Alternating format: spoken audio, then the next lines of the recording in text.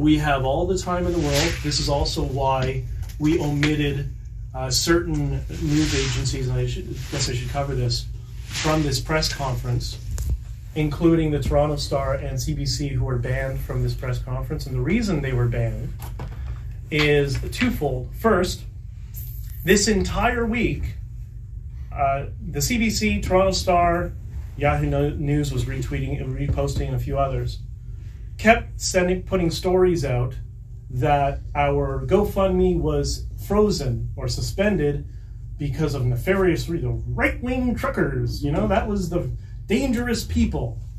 And it was hysterical. Me and Tamara were talking. I remember one day when the Toronto Star story came out that GoFundMe has frozen the account, and I called her and I says, everything okay? She's like, yeah, I just got off the phone with them 45 minutes ago. They're great. They're helping out. Everything's going to be sorted out. Yeah. That was purely just a fake story. Yeah. And was that fake story to sabotage the donations that were coming in? Probably.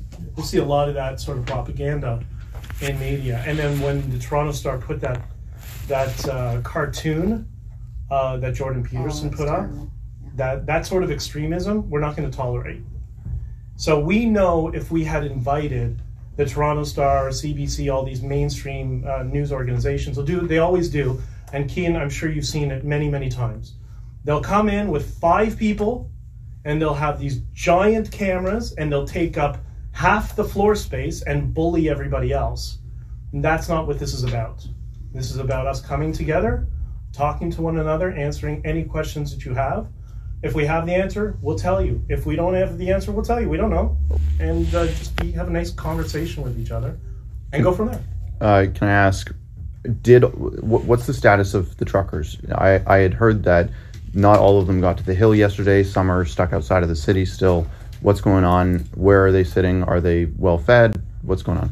The problem is when people ask the truckers, which truckers? There's so many convoys coming from different places. We've all lost track of them. There's a couple convoys coming from Quebec alone, one that's coming from the Maritimes, a few from Western Canada, and they all got separated. I don't know if you saw the drone footage of the trucks, how many tens of miles long, and they were sitting for hours and hours just to make a right turn. So sections of them decide, okay, we'll turn around, we'll take a different route. And the Canadian infrastructure couldn't handle the number of truckers that were coming in mass in one direction. So that gives an idea of how many there were. We did have that issue last night where the truckers were held over on the highway and they couldn't get into Ottawa. Last I heard, it was getting resolved. Do you know the status of it? I've been speaking with the guys. A lot of them were able to get turned around, went back out to the truck stop, regroup. Okay. They're going to be coming back in smaller groups, apparently. Okay, yeah. So that's yes, no, all answers all at once. There's just such an overwhelming number of trucks that it's become a logistics nightmare, which is great. That's what we want. We want a logistics nightmare for the government because they solve all our problems, right? Well, they can solve this problem for us now. This is an easy way to fix this. Yeah, that's right. Super easy. Yeah, that's right. How long do you guys plan on staying in Ottawa? How long will this go? Is it till you get what you want? Well, it's going to be summer soon, right? So right now, yeah, it's really cold, but we hang in there. The days are going to get longer. We can take this block party and put it in overdrive, have some dancing outside in the heat. You know, so we're in this from the long haul. More than 2 weeks. We don't have a time limit. The thing is with trucks, it's interesting because they're designed to be on the road, especially the long haul ones, for an indefinite period of time. As long as you keep fuel in them, they can sit there for weeks and months. And now we have, I don't know, $8 million? It's probably over 8.5 now. So $8 million worth of fuel, so I don't know, 2023, 2024, I guess we can do. Right? All right, those are my questions. Next. Andrew Lawton, True North. Since you brought up the money, what are your costs at this point that have been spoken for of the GoFundMe? Well, we'll be using it primarily to pay some of these truckers. A lot of these truckers have lost their jobs and have nothing, right? So it's going to be primarily for that. And I guess we're going to have to look at rooms Because if we have to stay, we may need some rooms and food and stuff like that. That's what it was primarily designed for. When we set it up, it was to cover the cost of the journey. So, yeah, primarily fuel. That's probably one of the biggest. I mean, there's all sorts of other expenditures that will occur. So, for example, I mean, trucks do have regular things that occur. They may have DPF sensors or whatever it might be. That's why we say cost of the journey in the GoFundMe, because there's going to be some sort of miscellaneous costs we never even anticipated. One thing's for sure, the money's not for us. We're not touching it. It's not. This is for them. They're the ones who are making the sacrifice. They're the ones who are sitting there in their truck overnight and, you know, starting it every few hours to get some heat in the cabin. That's where the money's going. Is any of it going to compensate truckers who have not been able to work or are not working because they're partaking in the convoy? Yeah, I guess that's to be determined. It depends if they're involved or their level of involvement in the journey coming here, right? That's really the primary focus. We also never anticipated that we would have this amount of engagement and support and donations. It's given us a little bit of flexibility, primarily allowing us to take over, to take this movement and extend it. You know, originally you get 20 grand, you get a few trucks, you come here, you hang out for a few weeks, you know, you send a message to the government. But now for us, you know, for blue collar people, this is kind of endless resources when it's focused just on that primary goal of fueling them, keeping them fed. You know, a lot of them, you know, we say keeping them fed. Most of these trucks, they have a house attached to them. So they have a fridge, they have, you know, protein bars and foods and non-perishables. So they can sit there for months. They're already taken care of. But if people need, we'll be helping them with that as well. Ottawa police confirmed yesterday not a single incident of violence reported, not a single injury. What's your response to the media that, generally speaking, put the narrative in the last week that this was just a powder keg waiting to explode? Are those the same guys who said our GoFundMe was frozen? I don't know, fake news media? That's why they're not here. Can I just jump in with something? Last night, a black shirt from the Ottawa Police, Yes. a ranking officer from the Ottawa Police was giving a press conference, and he was asked the same question, you know, what about the January 6th movement? What about the violence? What about if they try and take government? And the Ottawa Police guy just sat there cool as a cucumber, and he said, I understand what's going on in America. I understand what our American brothers are doing, but this is Canada. This is a peaceful country. We see no intent whatsoever coming from anyone who has any violent tendencies towards the government. So the Ottawa Police, God bless their hearts, that one guy dismantled the entire January 6th narrative, if you will, and I think it took him like 20 seconds. It was brilliant.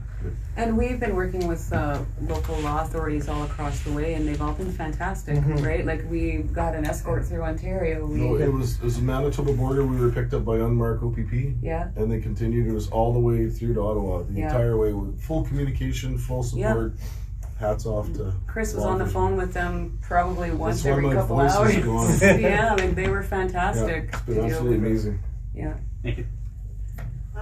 Mandy Dalton, National Telegraph. Has anybody from Justin Trudeau's staff reached out to talk to anybody at all, or is he still hiding away? What are you talking about? It's the weekend. And isn't he in Tofino or something? I don't understand something. He's self-quarantining for his negative test, but he was exposed to COVID. Well, he's self-quarantined for a negative test, and then 24 hours later, he was going on a trip with his family. Oh, I didn't Pick see one. that. Which one is it? No. Right? They whisked him away for his security, is what I was told. No, little snowflake needs to... So no one at all has reached out for any kind of statement. Why would they? The Just entire ignoring world the is fixated thousands on and this. thousands of people? We're just a little minority fringe Yes. group. Yeah. 12 trucks. trucks. 12 trucks. 12 trucks. Yeah. 12 trucks? Who said 12 trucks? The Liberal government, isn't it? Who I sent think that it tweet? was on the news media. I believe it was Sandy Ronaldo something. Oh, said maybe, 12 yeah. trucks. BBC said about 100 trucks arrived in Ottawa. That's Yeah. good, right? I think it's a race to the bottom to see whose reputation is going to be destroyed first. Politicians like Justin Trudeau and the Liberal Party, or the mainstream media. It's a tight race. Right? And do you see this making a difference? Like, ideally, yes, mandates will be dropped, It already has. well, I saw in Yes. Saskatchewan, They're getting rid of the COVID passport. Ontario is pretty hard on their restrictions. They're one of the worst. Do you see them making a difference in Ontario? Or do Well, you and think that's- they're going to dig in for as long as they can? You bring up something very interesting. which is we all talk about Justin Trudeau because we started with the mandates and the entry passport into Canada. This, I call it the Stasi passport, okay? But let's not forget our provincial leaders. And all the provincial leaders that have been locking us down, you know what they are? Ford. They're conservative. So we're not going to play this game anymore that the liberals are good and the conservatives are, the liberals are bad and the conservatives are good. No, they're all horrible. All of them. They should be ashamed of themselves. So this is not a partisan movement. That's why you don't see political parties. You know, they're all trying to posture. Yeah, Aaron O'Toole showed up with a trucker. But if you look at even the picture they took, nobody around Aaron O'Toole is even remotely interested in the conversation. So the first thing is, I think we're going to see shifts, hopefully, within the direction of the Conservative Party. Aaron O'Toole can be yoinked out and replaced with somebody. And I think you're starting to see some waves also in the Liberal Party. That's why you notice they were floating stories about, well, maybe Chrystia Freeland would be the new leader, because good God, would be just as bad, if not worse. But at least there's some sort of shift. They're testing in terms of messaging. Is it time to get rid of Prime Minister Blackface? I mean, Trudeau. Are you guys pleased? Maxime Bernier has sort of had a rally here in downtown Ottawa today. Are you associated with him at all? Are you pleased with the support he's given the convoy? What's your thoughts on the... We are not associated. We took a vote as an organization. All the committee heads are the organizers, and we are not partisan. We had he reached out to us, and a couple other ones reached out to us and wanted to get up and speak, and we said no. That's not what we're about. This is a grassroots movement, and no politicians are going to represent us. I mean, they're kind of the reason we're in this mess in the first place. And the last thing we want is to have this whole idea of unity amongst Canadians from across the political spectrum and the cultural spectrum, to have that be detonated by politicization. Mm-hmm. So we're trying to avoid that. This is for Canadians, not for political parties. When Parliament resumes this week, are you guys expecting that the convoy that's clogging up Wellington is going to cause them any difficulties? Do you expect the Liberals to even show up to work when you guys are here? Will the Conservatives, have you any idea? Well, I think on the Liberal side, you'll see our strong leaders hide behind Zoom. I was going to say that. Which is funny, an app that Google and Tesla said they will not allow on their platforms because it's spyware from the Chinese government. Yet our government is using it. Anyways, but so I anticipate them hiding behind Zoom, and the Conservatives, I anticipate them slowly trickling out. I have had people in the Conservative Party reach out to me, MPs who I've known for quite some time, quietly, you know, we're supportive, and I'm like, that's great. You can get out there and, you know, show yourself and show that you're a leader, because you don't have a leader right now. So that, by the way, that would be my message to the Conservative Party. We all know Aaron O'Toole. Great. We look forward to meeting the leader of the Conservative Party. So could I just, so I can get it on tape, could you guys state your names and your organization? Start. Tamara Leach, Freedom Convoy, Freedom Convoy 2022, organizer, one of the co-organizers. Can I spell your name? Yes, of course. It's TAMARALICH. Benjamin Victor, and I don't know, just a guy, drives a truck, do a few other things, but that's primarily my focus here. Where did you come from? Ontario. From Toronto. Chris Barber. I'm a business owner, trucking company owner in Saskatchewan, cross border. I'm the guy that put all this kind of together with a few other people by an angry social media post. Thank you. How do you spell your last name? Barber, B-A-R-B-E-R. And just one more question from me, kind of on an off-specific topic, but in general, I know a lot of people have kind of given up on humanity in general over the course of all this. But for myself personally, like on the convoy out here at the stop, seeing people going around giving out boxes and boxes of hearty sandwiches, bags made up, like it had us in tears, bags with kids drawing notes for the truckers and writing them letters on cookies. Like it was just so moving. And we were, you know, that's gonna make me emotional, but we had so many people that would come up and hug us and just say, you know, tell their stories about how they've lost everything, or their mother died alone, or this lady, she was from Ontario. She had a 12-year-old boy who has muscular dystrophy, and he was rapidly losing the mobility in his hips because he couldn't go to a swimming pool for his swimming therapy. Oh. But underneath all those stories that are so heartbreaking is just this determination and this resilience, right, of the Canadian people. And I mean, we've already won, because look at all those people out there. Yesterday, I've never seen so many smiles, right? Everyone's got hope again, and everyone's feeling pride to be a Canadian again, which is something that we haven't felt for so long, which is really important. So in that sense, we've already won. Do you think this was more of a cultural moment in Canadian history than it was political? Absolutely. So you guys oppose the vaccine mandates, but not necessarily vaccines. I want to be clear, we're not You're not anti-vaccine? No, not at all. Okay. It's been a narrative that has been put out since the start. Yeah, I'm fully vaccinated. You're fully I am too. vaccinated. Okay. So And so you're just opposed to the vaccine mandates. So my question is, for a lot of these truckers, there's a lot of cross-border trucking that happens between the U.S. and Canada. And so how are you, they're going to need to prove that they're vaccinated when they go into the U.S. So how are you dealing with that issue? well, what I explained when I was on Tucker Carlson, Okay. From some of our sources, that the U.S. government, the Biden administration, had zero interest in this program. It was the Trudeau government that lobbied and reached out to the Biden administration and encouraged them to adopt this process, this platform, just like in Canada. So the Americans have us to thank for it. And as I explained, we don't know. Everybody's trying to figure out, people on the inside, what were the terms of the deal? Why is the U.S. accommodating Canada? We don't know. Are they sharing data amongst each other? Is stuff being funneled to the NSA? Yeah. And they're going to use that to create a Canadian database? We don't know. Well, while the Supreme Court struck down Biden's mandate about a couple of weeks ago, that's not going to apply to Canadian truckers. They'll still have to show proof of vaccination when they enter the U.S. So how then, are they, I'm just trying to understand how your opposition to vaccine mandates then applies to what truckers are going to be confronted with when they go to the U.S. Well, I think what you'll see is there will be, once things change here, if the mandate and the passport is removed from Canada. Do you think that's going to happen? Do you think Justin Trudeau will have a change of heart?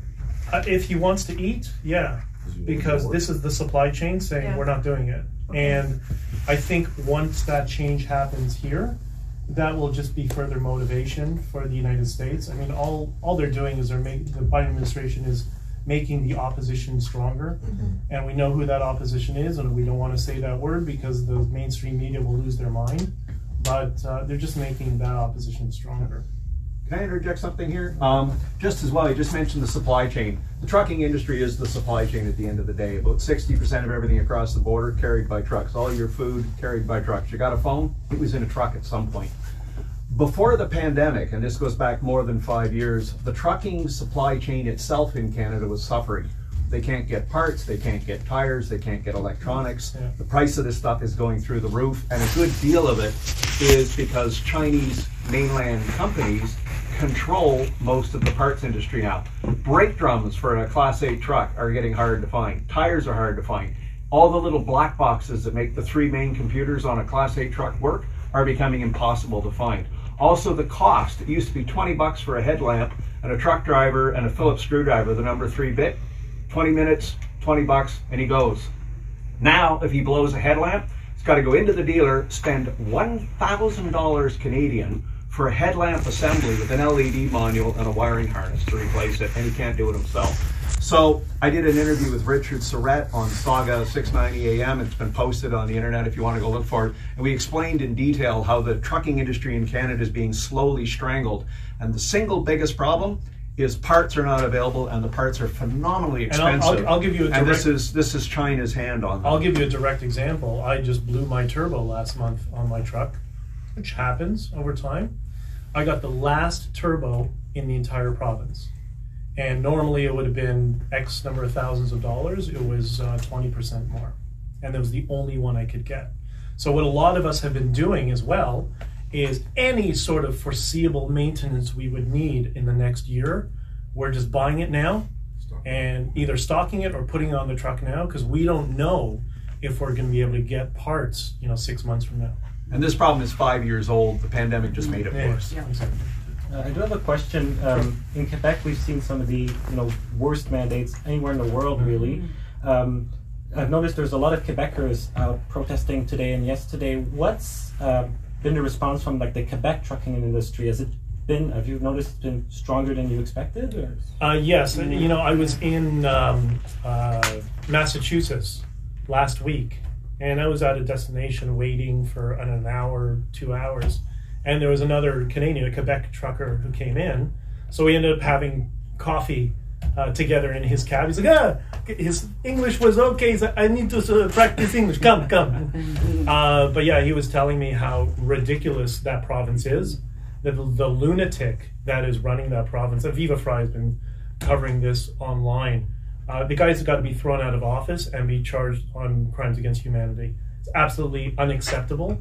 But yeah, the entire truck industry in Quebec has been very, very supportive. That's why we had a convoy coming from there. Yeah. And because of him, we have him to thank, I believe, for the extent of the unification of Quebecers with the rest of Canada, with Albertans. You know how many times I saw people from Alberta and Quebec yesterday just coming together, talking with each other? It was amazing. It was absolutely amazing. We were at the Chateau Laurier yesterday chanting Liberté, Liberté. And so, here's a bunch of Anglos, a bunch of people from Ontario standing next to Quebecois folks with an Alberta flag chanting Liberté. And it's kind of like, wow, that was Canadian. And a guy holding a Quebec flag with a hockey stick. I almost died. And what's so amazing about it is, I grew up in Toronto. Yeah. I live in downtown Toronto. I always had family in Alberta, in Calgary. We've discussed it before.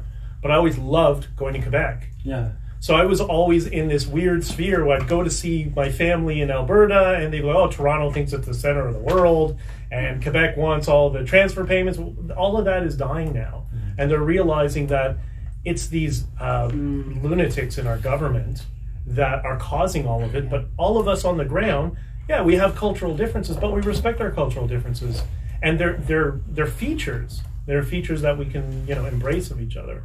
So, yeah. One of the ironies of this is that truckers from Quebec are going to be a part of a Canadian cultural moment where we reestablish unity in Canada. That's right. And if that doesn't bend your mind, I don't know what will. I have another question. I've been looking at Twitter a lot, and those who oppose the convoy, they'll call you guys the Karen convoy. Say, they'll be like, well, no, they're so funny. No, they say they'll say, why don't they just take the vaccine? Why, from the conversations you've had, why for these people, why do you think that their choice, is so important? And what would you have to say to people who simply have trouble understanding why somebody is choosing? Well, you've hit the nail on the head. Firstly, there's not one reason. We're all individuals, so people have different reasons for it, right? I have friends who had the first vaccine, and they had this major adverse reaction, and they started getting bruises all over them. They went to their doctor, and their doctor said, you know what? Just don't take the next one. I'm not sure why. Let's just hold off. So there's those people. Then there's other people that I know, like the guy who broke the story on the convoy, Mark Petroni. He was the first one ever to cover it, remember? Yeah. He would get vaccinated, but he's not going to have the government to tell him what to do. No, I am my own autonomous person. So there's a whole bunch of variables and different reasons why people who don't get the vaccine haven't gotten it, and that's their choice. So Benjamin, how much support did you receive from the different communities from Canada, like immigrant communities, especially those who escaped, from the totalitarian governments and come to Canada and feel like, things are changing also in Canada? What's crazy is the primary communities, because it's not just one, that have been supportive of us from a geopolitical and human rights standpoint has been people who came here from Eastern Europe. There are a lot of people from Eastern Europe descent, whether they're from Poland or Belarus or whatever, that are in the trucking industry We think, oh, that's just your average white Canadian. No, talk to him. Hear his accent. He's from Eastern Europe. And those people haven't forgotten socialism and the direction that we're going down, and they're the most concerned.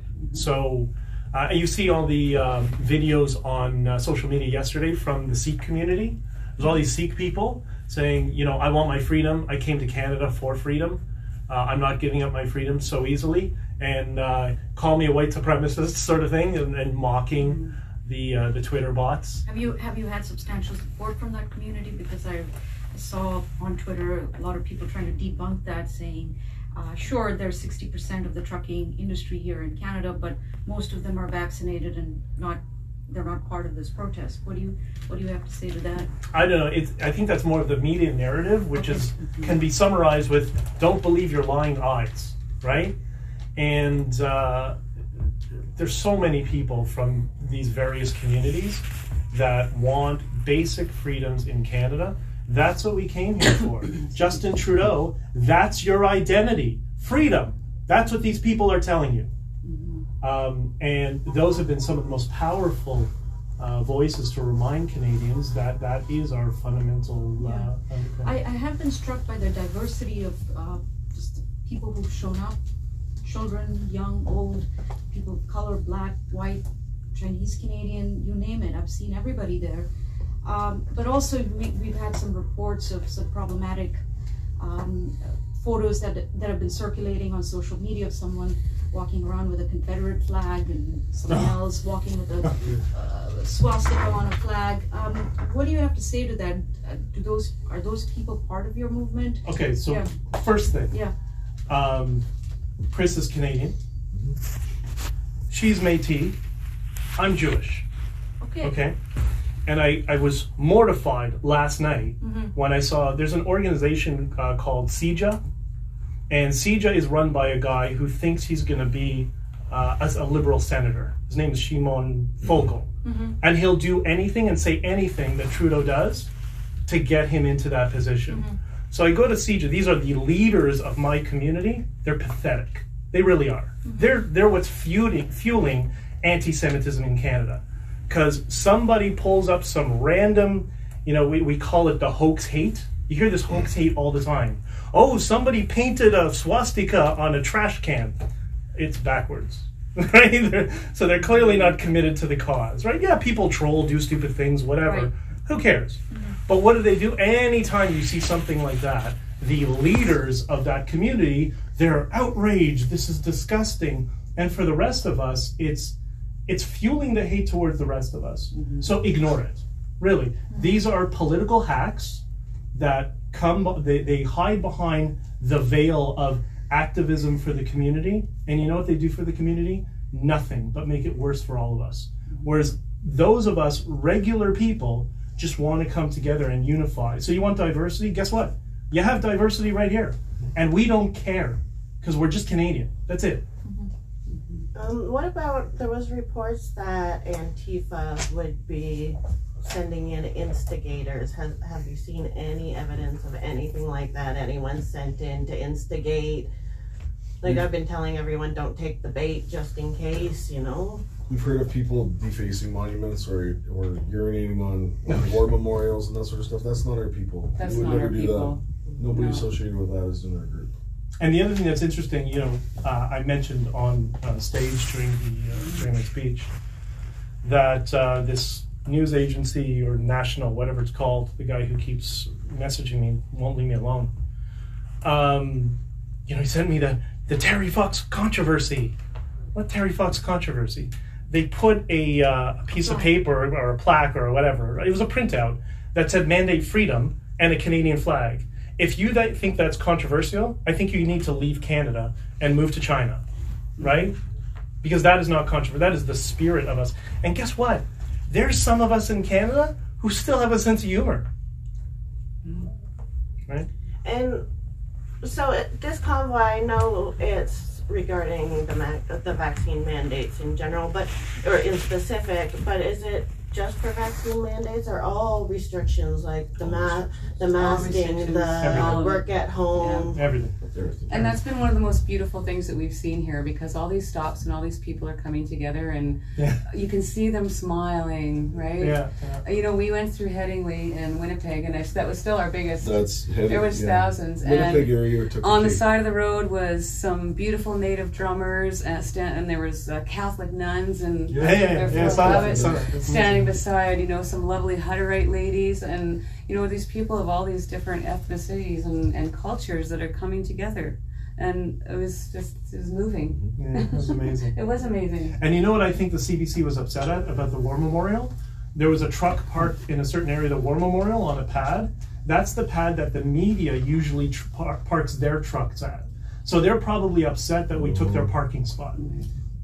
Yeah, just by way. There's a Twitter can now report that the protesters upset by what some others had done at National War Memorial have set their own watch around it. Other protesters taking it up themselves to keep up the trash empty. You know, my editor just wanted me to confirm that's true. Is that something? I saw them as we walked by this morning. Yeah, I've What? actually Did they what? That there's some folks from this movement have parked up next, not on the War Memorial property, but next to it, and just standing around, just keeping an eye on it. Yeah. I've also seen a video. They said, yeah, the command center sent a team just to keep an eye on it, just to make sure, because we know it's a fake news story. We're fighting two fights. One, we're fighting the Trudeau government, the mandates, and the passports. But the other is we're fighting the smears from the dirty smear merchants, otherwise known as legacy media. Which has started right from the start. Yeah, from the very beginning. So if there's another lesson we can all learn from this, legacy media, turn it off. Yep. Just ignore it. It's there's nothing true there. It's exclusively narrative journalism at this point. Just on the note of the different community representations, I was wondering if you could speak about the Indigenous aspect on this, and not just the volume, but specifically the why. I mean, what are the issues that they're bringing to this that might be distinct from issues other communities are bringing to these mandates and restrictions? Well, I think, for example, I connected with the clan mother when this all started from the Northwest Territories, and she was with us at the service today. Her and another clan mother from Gift Lake. And I just think that it's so important because they are such a huge part of our history. We have a prime minister who has been promising clean drinking water on these reserves since before he was elected, and still nothing's been done, right? And I think it's important. We have to support them and we have to help them, and it's time to work together. And their message needs to be heard, and their message needs to be understood. Yeah. So you would consider yourselves allies to your movement is also a movement for something greater than just the mandates. You It's also want it's for every for Canadian. clean water and Yes, so forth. yeah, like we have a lot of work to do, and we've been in lockdown for so long, and people have lost so much. We have a lot of healing to do, but so do our First Nations people, and we can only do that if we do it together. And just on the vaccine mandate in particular, I heard the clan mother this morning had spoken a little bit about how, you know, Indigenous women in particular have significant reason to be distrustful of the government. And is that something you're hearing broadly even across different Indigenous communities? I should have brought Noe out there. Yeah, She could have yeah. spoken to that actually. Yeah, exactly. From her, yes, yeah. I mean, she when she was speaking this morning, she was talking about the importance of women in their culture and in all of our cultures, because we are the life givers, right? And the importance of our men to stand up for us and protect the women and the children. And we've kind of lost that. I mean, I think if you listen to what the government has been doing, what I hear from the government anyways, is they're trying to pull that family unit apart, right? Just like they're trying to pull and divide and tear so many different aspects of Canadians apart. And that's not what a leader does. A leader brings people together. That they don't destroy them and tear them apart.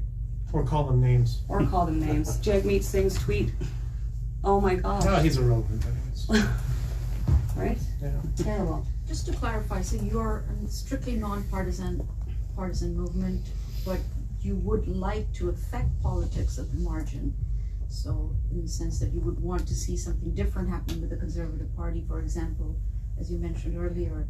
But given the support that you've had, where does this take you into the future? Because do you see yourselves evolving into a political organization at some point? I mean, to effect change, you kind of have to get into politics, right? And you want to a degree. I mean, this is not going to be another political party. Yeah. We're not going in that direction. But that doesn't mean we can't coalesce around the ideas of this movement of unity and be the strong voice for Canadians to put pressure on our entire political class that has failed us. Mm-hmm. They're all incompetent, right? So they're going to need a little nudge here and there. So they can sit back and try to ignore us as much as they can. And you know what's going to happen? More and more. I have media requests from all over the world, from Latin America to England, parts of Europe, Australia. They're all trying to get some sit-down time with us to talk. If they think they're going to ignore it, great. You know what? Something is going to come up in that vacuum and replace them. So if they don't realize the amount of opportunity they have to become a voice for change, then that just kind of proves my point of their incompetence. But somebody will. What we want is we want a good, capable political class of people. Like, I have no interest in office. I have no interest in running for office. She doesn't. We're just not. That's not our sphere. But we would like to have good people in there, and we can help pave the path for those people when they start to listen. Right now, they're not listening. Well, they're not listening, but maybe those horns outside of Justin Trudeau's office might change that. They're hard to ignore. Do you think that political elites have underestimated the anger and frustration in the country? Oh, big time. Oh, big Totally. time. You mentioned that you want to meet the leader of the Conservative Party, and it's certainly not Aaron whoever O'Toole. that is. Yeah. Whoever that is. There's been a few MPs that have come out to meet with the convoy, and a few MPs that have been quite vocally supportive of the convoy. Yeah. Is there anyone that you would like to see lead the Conservative Party, if not Aaron O'Toole? Pierre? Pierre. Yeah. Leslyn, Pierre, maybe. I think if the Conservative Party is smart, which they're not, because I was a candidate in the past, so I know those people. Love some of them, but they're really not bright. If they were smart, they would pull Aaron right now, get him out of there. They would put in an interim leader, whether it's Pierre or Leslyn, and we all think that Pierre resonates with the vast majority of Canadians in his opposition to Justin Trudeau. He's been very effective. Would he be effective as a leader of the country? That I don't know. But definitely in opposition, he's been great. I think if they pulled Aaron immediately and they went into a snap election as quickly as they can, bring down the government, and they campaigned with an interim leader with the option of maybe running, I think his career would end very, very quickly. And if they don't, the fact that they don't see that opportunity in front of them is crazy to me. And it's so plainly obvious.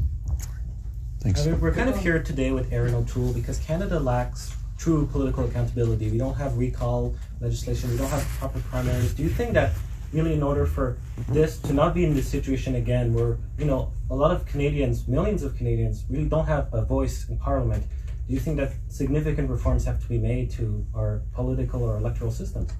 I'm going to say a very unconservative thing and say yes. Yes, we are living with not quite a medieval system, but we are living with an antiquated system that needs to be somewhat modernized.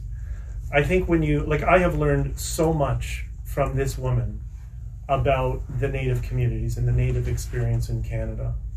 And, as conservatives, we're often, I don't want to say dismissive, but we just don't understand their experience that they have.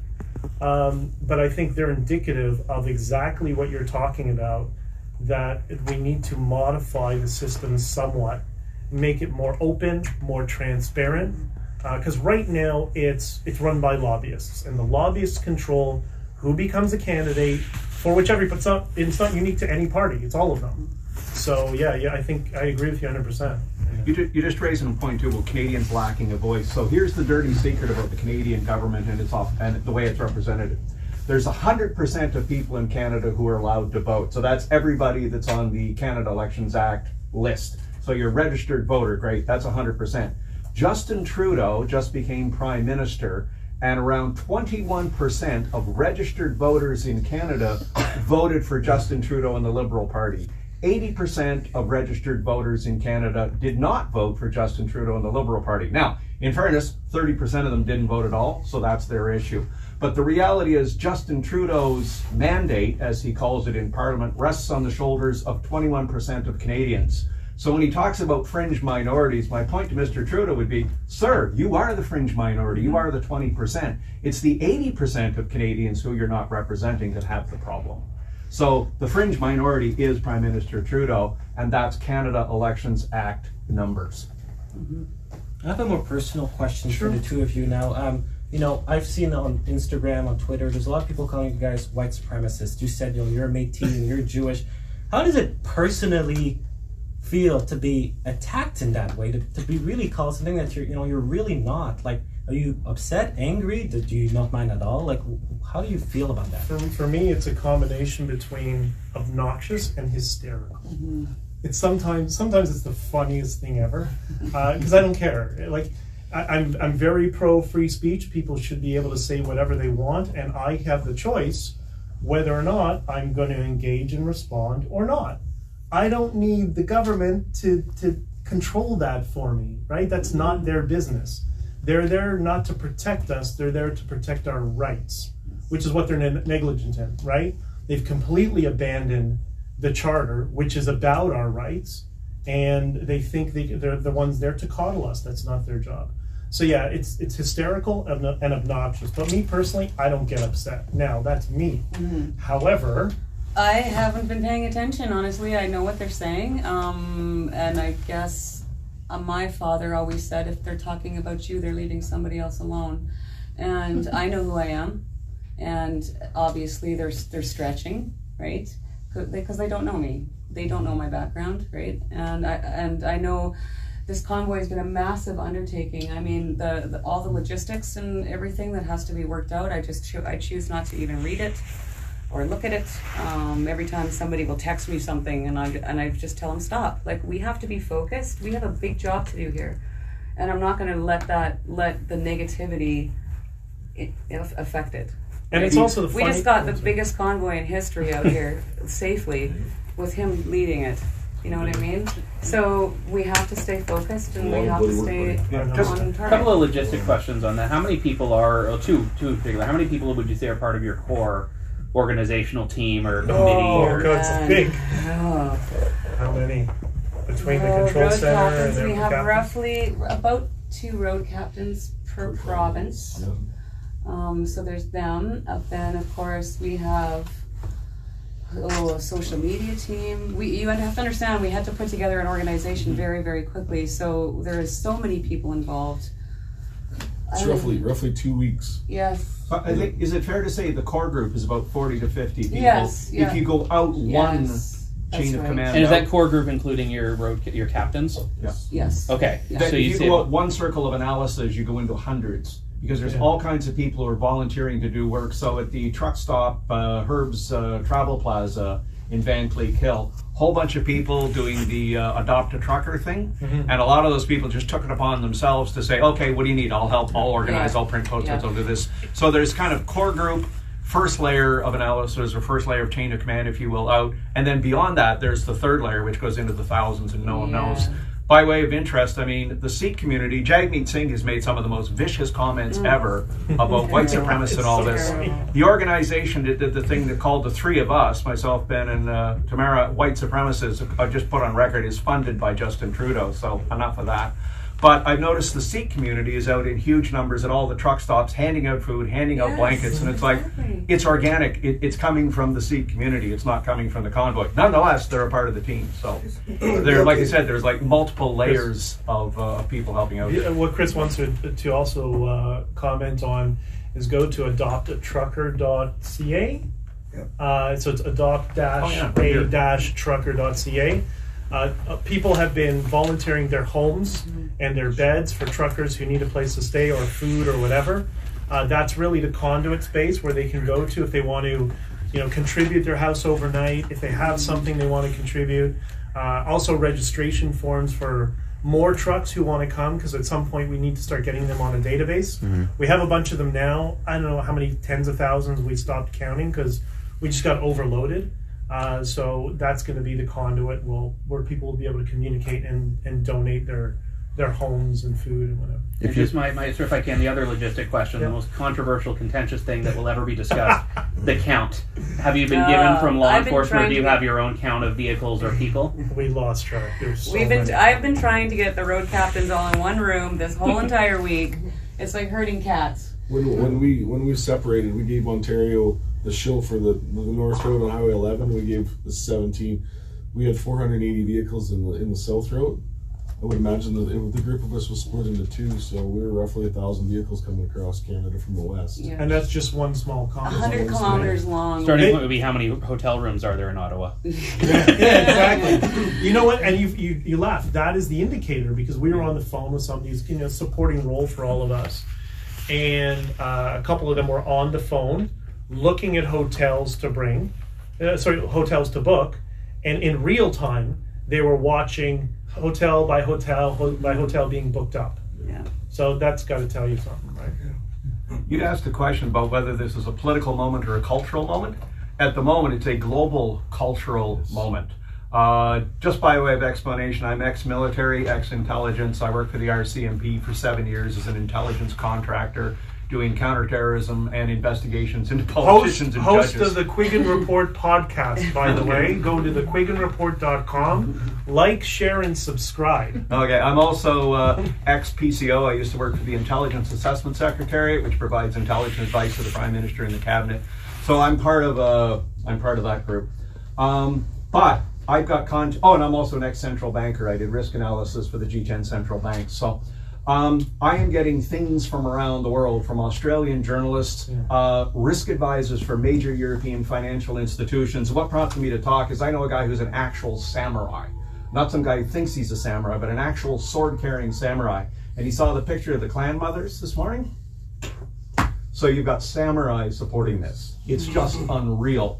Convoys in Europe, convoys in Italy, convoys in Australia. Donald Trump, God bless his heart, came out yesterday at a rally and said, did you see those Canadian truckers? They're doing more for freedom in America than American leaders are doing for freedom in America. And you're just kind of like, okay, here we go. It is a global cultural movement which is pushing back against Build Back Better, against cultural Marxism, against progressivism, against Klaus Schwab, against Bill Gates, against the World Economic Forum.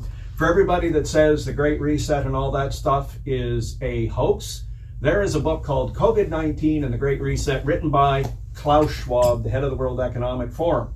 Just so you'll know, Prime Minister Trudeau on his website supports the Great Reset.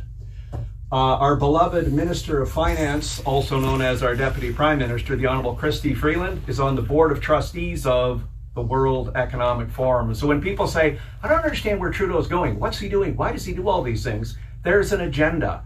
It's the progressive agenda, it's the post-national agenda, it is the Build Back Better agenda of Mr. Biden, the American president, and Kamala Harris, the vice president. So what you've accidentally done or deliberately done or whatever, Tamara, she helped organize my tour in Alberta, which is how I got mixed up in this. If we don't all wind up in jail. Anyway, we have put a finger, I think, on the pulse of the people of the world. So I made that comment to you about Justin Trudeau as the minority because he represents 21%. Every other country has the same problem. What's being represented here, I think, is the 80% who are tired of being voiceless, tired of being told they're bad, tired of being told to shut up, and tired of being told they're going to be restricted. And what you've done is you hit the moment at the perfect time. If you had some final words to not politicians or media, but to Canadians who may or may not support this convoy, why are you doing it in just a few sentences? We're doing it because we need change. We need to be unified for the first time. And we need to understand the enemy is not each other, whether it be our religion or race or culture. That's not the enemy. We're all a unified country.